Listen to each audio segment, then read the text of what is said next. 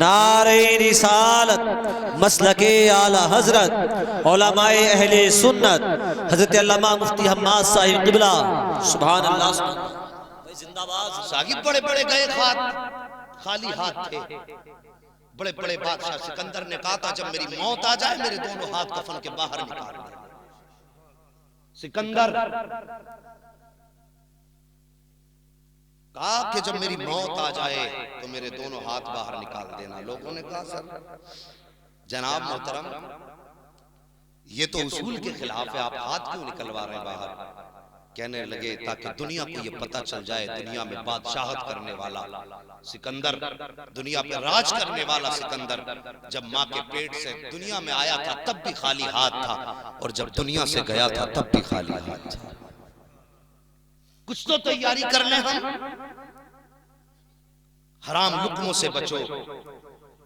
आज साइंस ने तहकीक की कि नस्लें 80% हराम कमाई से बिगड़ रही हैं और 20% मुआशरे से बिगड़ गई।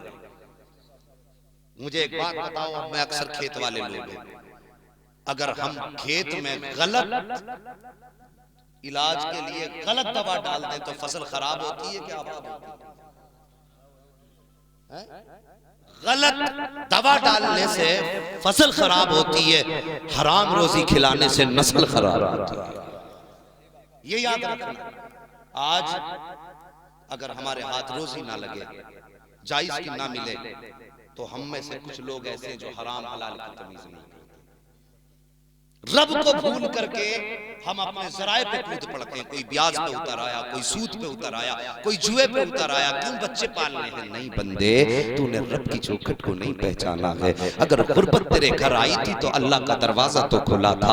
अगर मुसीबतें थी तो रब की रहमतें तो आवाज दे रही थी। साहिब अपने बच्चों की हलाल रोजी का इंतजाम किया करो। और मेरी माँ बहनों, आप भी बैठी हो, तवज्जो से सुन रही हो, मेरी बात गौर से सुनना। अल्लाह अकबर जब शोहर घर से निकला करे कमाई के लिए, हाथ पकड़ के दरवाजे पे आके इतना कह दिया करो, परदेश कमाने जा रहे हो, याद रखना हलाल का लुकमा मिले तो लेके आना, हराम का लुकमा मिले तो घर के अंदर कुछ मत लेके आना। कि हम बच्चों को खाली पेट तो सुला सकते हैं, उनके मुंह में हराम का लुकमा देकर उन्हें जहन्नम का ईंधन नहीं बना सकते।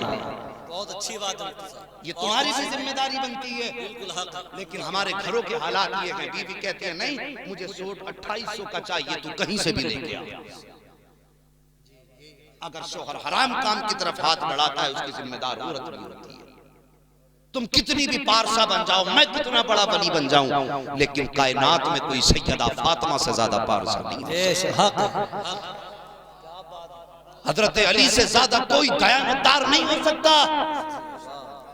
एक दिन दरवाजे पे कोई आ गया मंगता, घर में कुछ नहीं था। सैयदा ने देखा घर में कुछ नहीं, अपनी चादर उठाई और हजरत अली के हवाले कर दी। अंदाज़े बयां मेरा बहुत शौक नहीं है, शायद के उतर जाए तेरे दिल में मेरी बात। चादर उठाई, दे दी अली जी, फातिमा का घर में कुछ है नहीं। साइल दरवाजे पे लो ये चादर बेचा। अल्लाह तवज्जो से सुनना। हजरत अली ने चादर ली, बाजार गए, बेची। गालिबन 10 दिरहम की वो चादर बिकी। वापस आ रहे थे, रास्ते में कोई फकीर मिला। कहने लगा अली सुना है तुम्हारे दरवाजे से आज तक कोई खाली नहीं गया।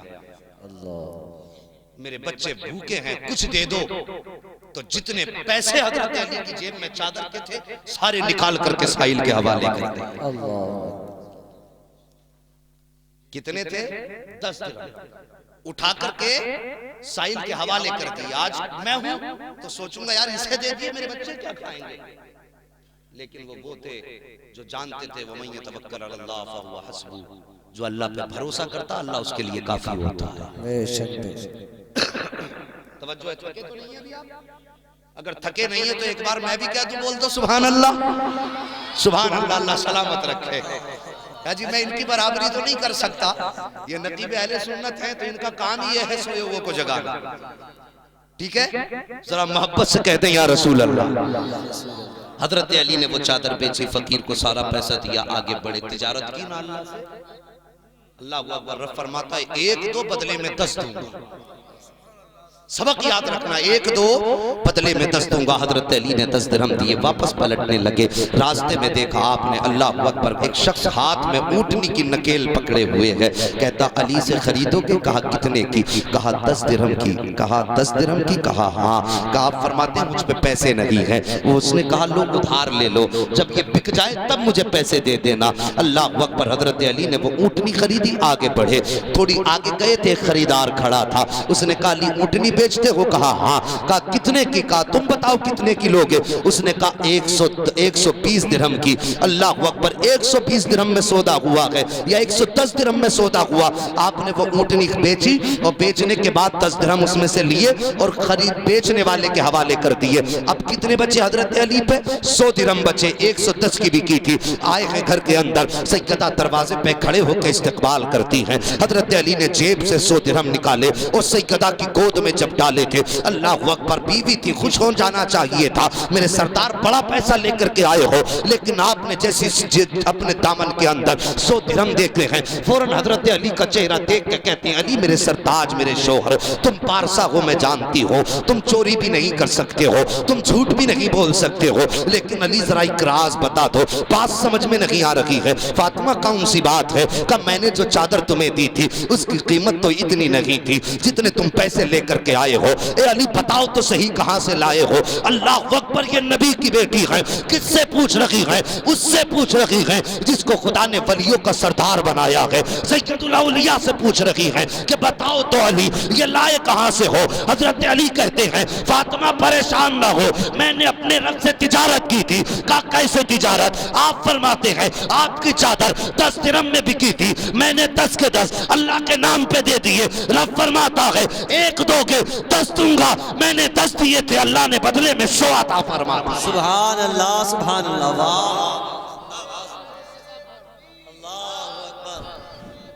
अल्लाह अकबर, या रसूल अल्लाह, जिंदाबाद, जिंदाबाद।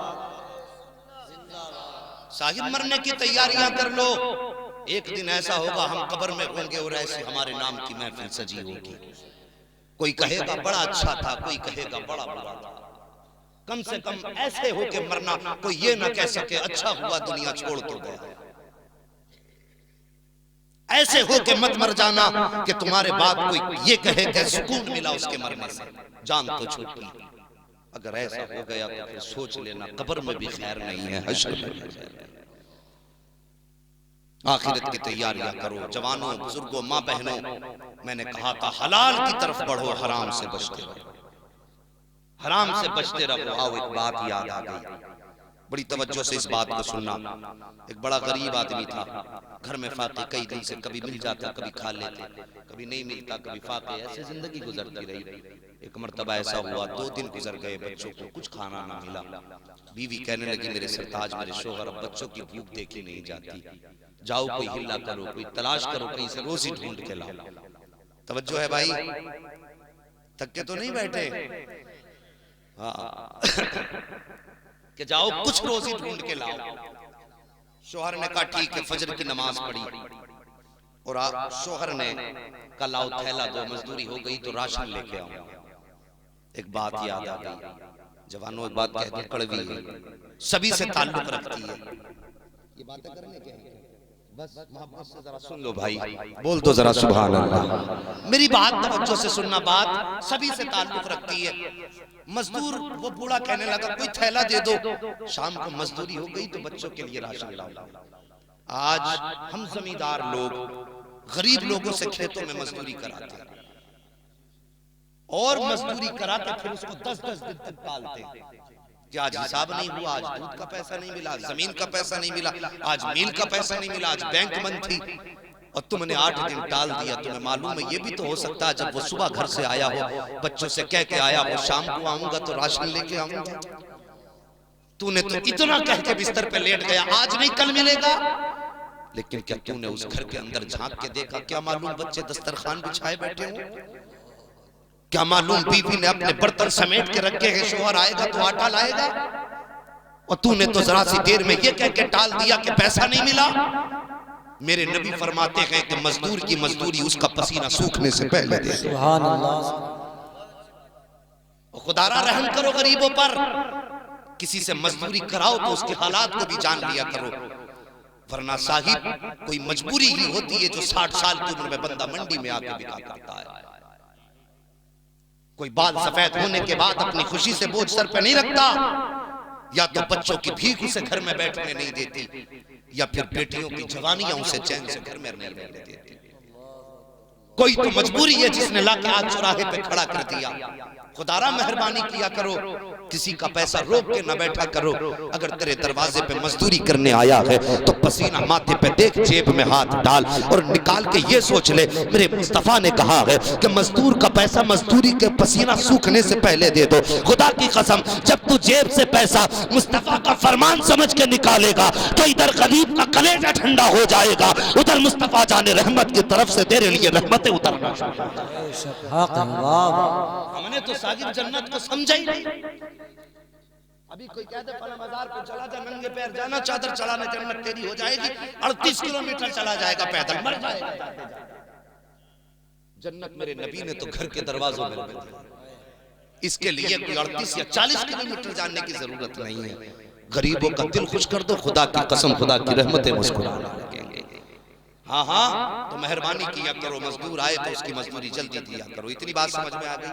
अल्लाह सलामत रखे सबको। बस बहुत जल्द मैं बात समेटने लगा हूँ। बीवी से मजदूर उसने कहा कि लाओ थैला दो, उसने थैला दिया, घर से चले।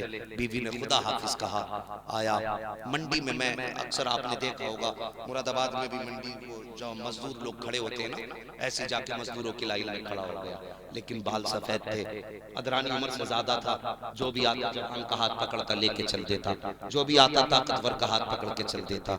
अल्लाह हू अकबर लिखा हुआ है। जब इसे